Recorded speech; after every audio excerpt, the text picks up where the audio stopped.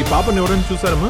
లేదు సార్, ఈ పాప ఎవరో మాకు తెలీదు సార్. నా పాప నాకు చెప్పకుండా ఎక్కడికి వెళ్ళదు సార్.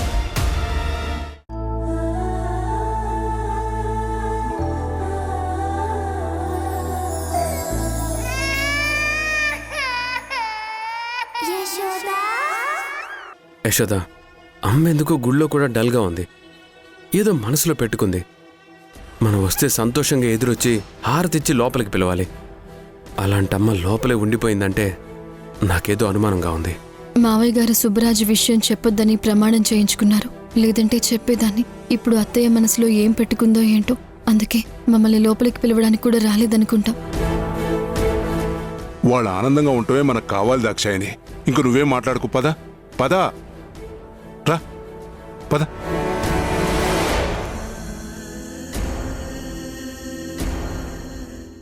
దాక్షాయిని తీసుకో.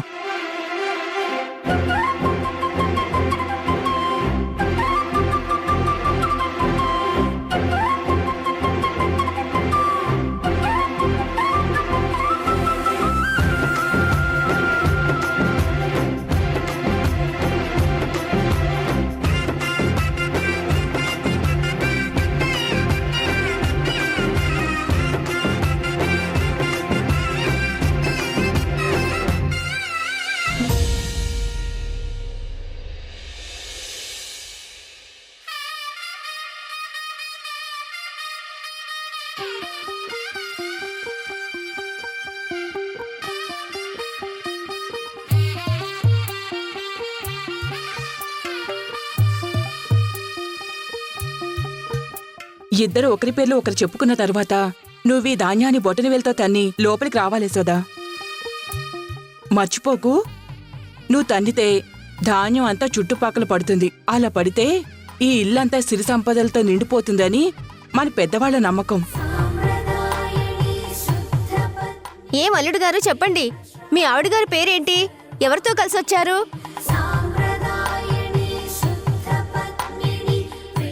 నేను నా భార్య యశోద ఇద్దరం కలిసి ఇంటికొచ్చాం.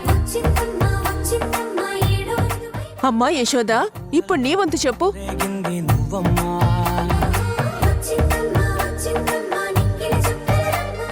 నేను మా ఆయన నందు ఇద్దరం కలిసి వచ్చాం.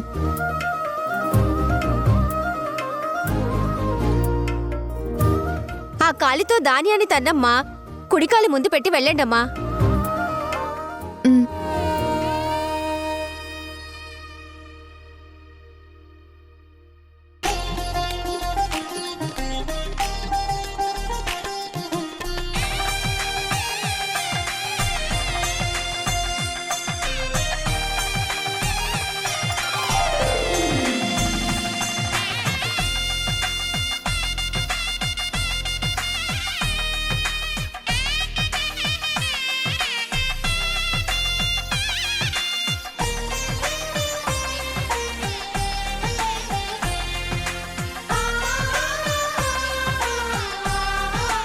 రండి.